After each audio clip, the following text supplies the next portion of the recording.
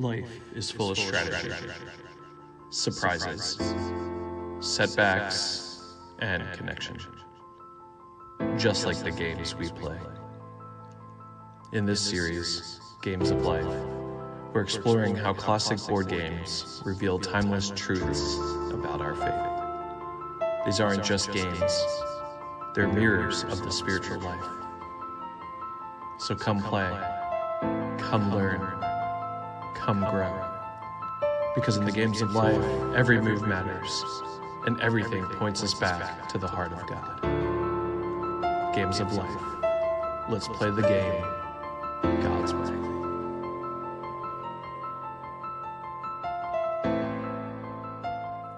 So I remember the very first time I made my 4-year-old niece cry. We were playing a board game, which isn't actually surprising. I've made many people cry while playing board games. But we were playing Candyland, of all board games. And so I had gotten through the Gumdrop Mountains, and I'd gone through the Lollipop Forests, and I knew I was probably going to win, and she was sneaking up on me. And then I got a double red card, which got me right through into Candyland or the castle, or I don't actually know what happens when you win. And I yell out, "Candyland!" And my 4-year-old niece then started crying. I'm a good uncle, I promise. She loves her Uncle Jesse. This is 9 years ago. She's now 13 years old. And we actually haven't played a board game since. I wonder why. Candyland is such an interesting game for those who don't know. It is a pretty unique and simple game. There's a board laid out with different colored squares. You pick a card.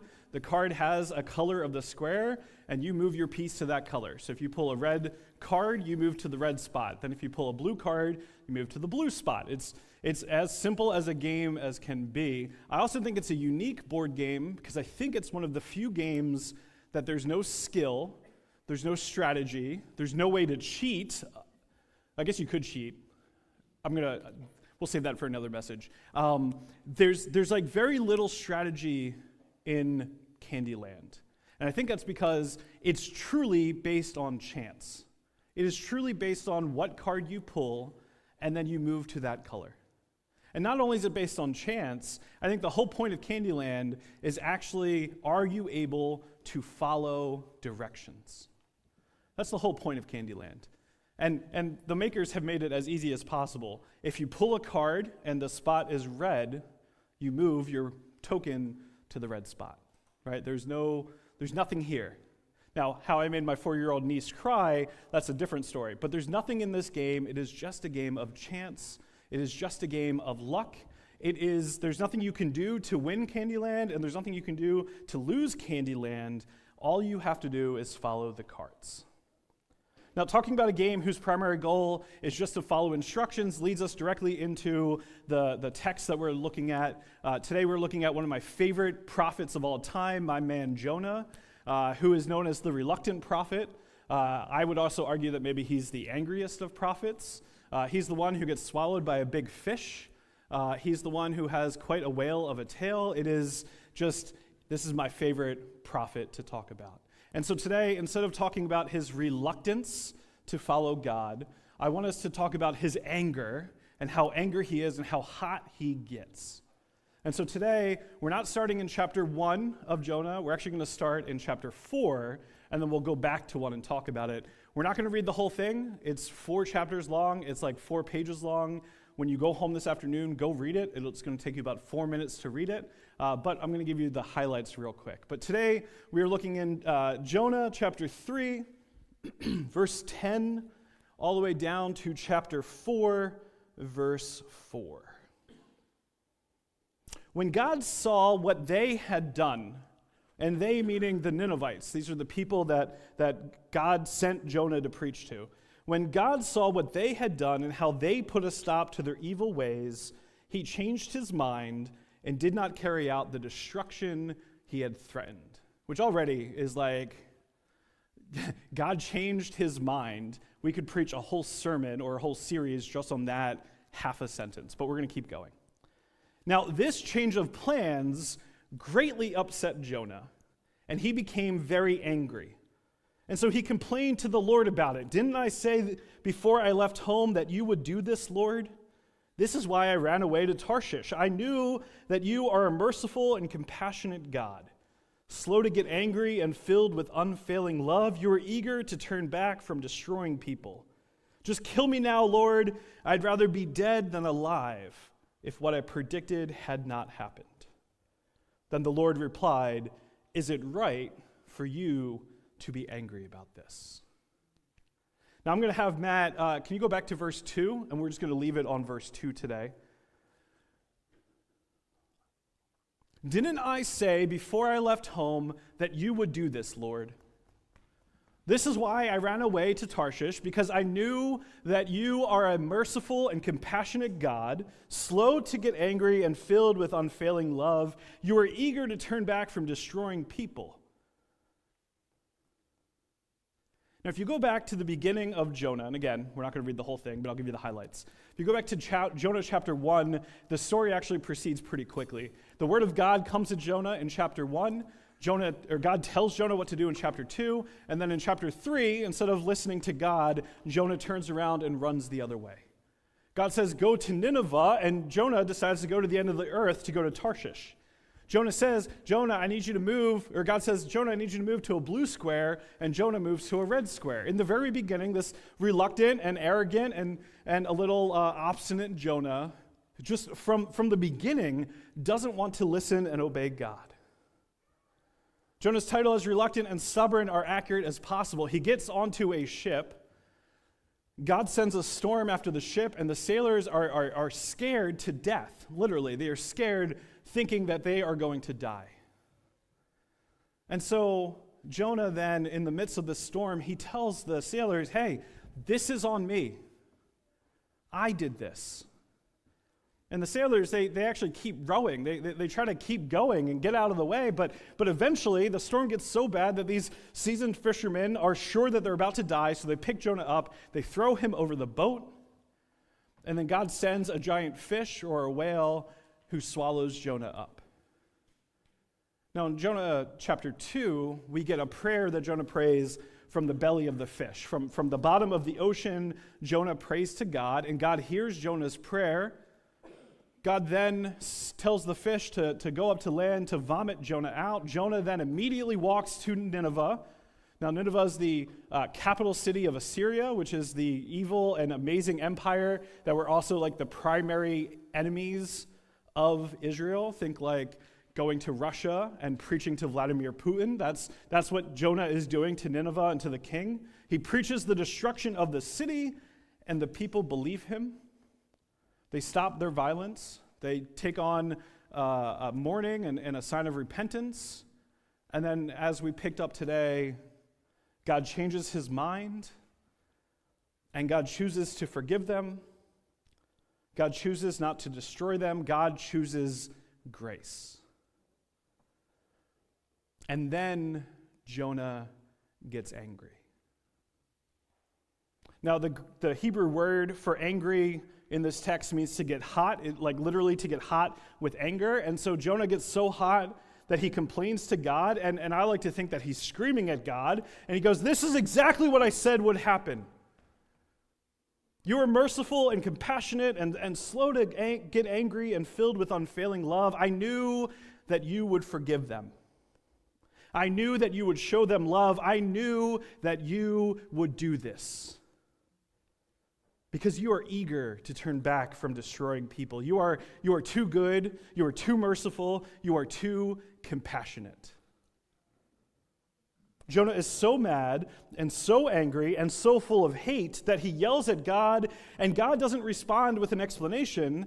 God responds by asking Jonah in what was probably a quiet and a very calm voice, maybe even a whisper that made the hair on the back of his neck tingle. God asks, is it right for you to be angry about this? Is it right for you to be angry?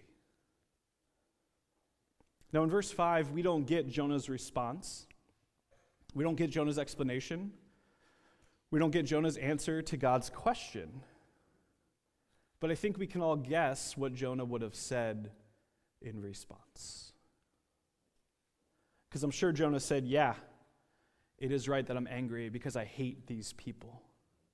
I'm sure Jonah said, yeah, not only do I hate them, they're literally our enemies. They kill us and they start wars against us. They don't worship in you. They don't believe in you. They only repented because they are afraid and they know you. They don't know you like I know you. They don't know the 23rd Psalm and how you are a shepherd who leads me beside still waters. They don't know that you stitched me in my mother's womb and know the number of hairs on my head. They don't know you, God, and so clearly they don't deserve your love. They don't deserve your compassion. They don't deserve your forgiveness.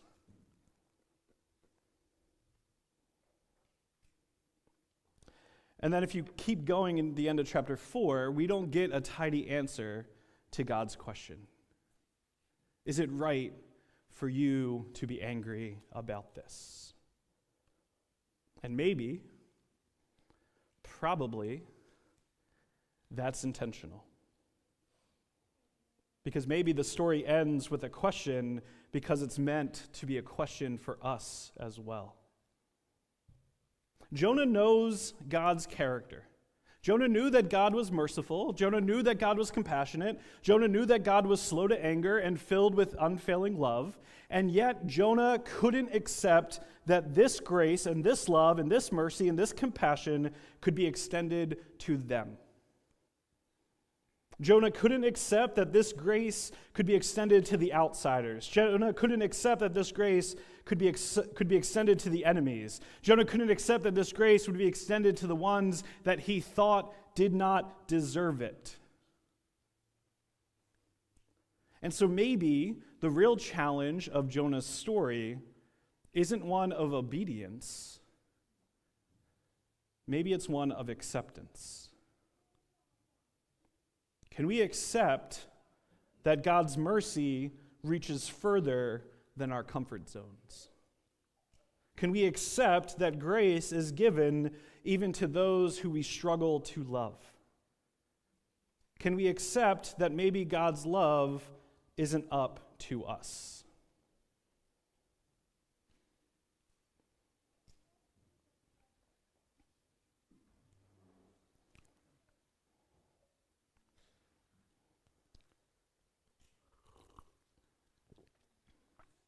Who are your Ninevites?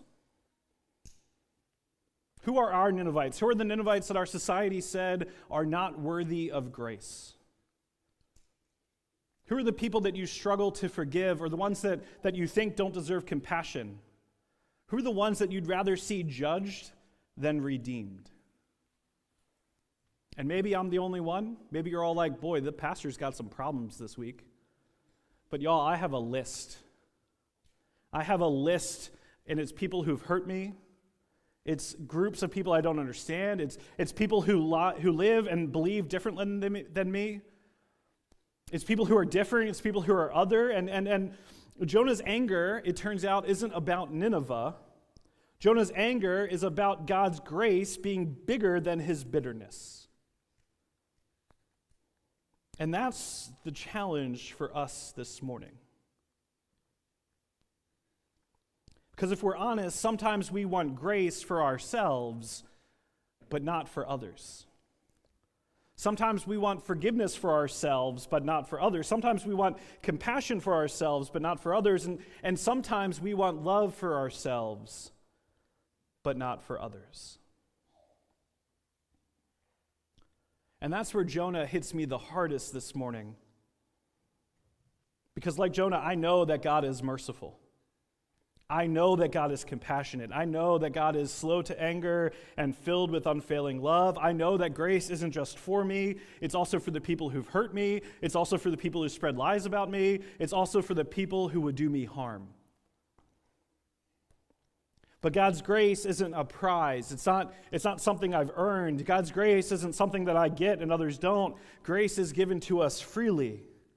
It's given to us without reservation. God shows each and every one of us love even after we've turned our backs on God, even after we've gone the other way, even after we've gone to Tarshish. God's grace is a double red card in Candyland that moves you closer to the finish line when you were losing so you can yell, Candyland! God's grace is for me, and God's grace is for them. But sometimes I don't want it to be. Sometimes I want God to be on my side and not their side. Sometimes I want justice and I do not want mercy. Sometimes I want vindication and I do not want reconciliation. And that's when I realize that I am standing in Jonah's sandals. That's when I realize that I am angry at grace. That's when I realize I'm resisting the wideness of God's love and resisting the wideness of God's mercy.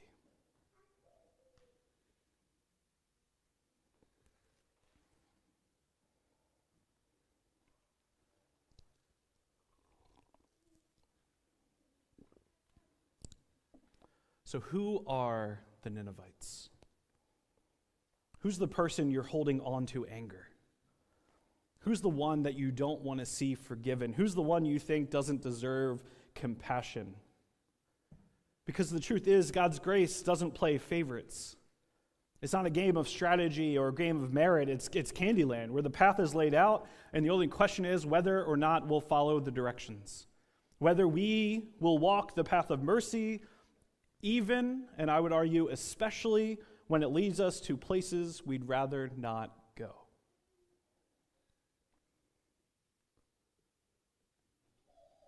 So what do we do when God's grace reaches people we don't want it to reach?